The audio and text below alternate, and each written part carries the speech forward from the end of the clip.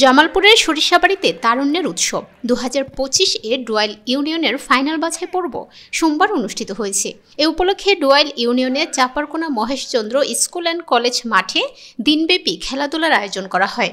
আয়োজনের অংশ হিসেবে ফুটবল, ক্রিকেট এবং ব্যাডমিন্টন খেলার প্রতিযোগিতা অনুষ্ঠিত হয়।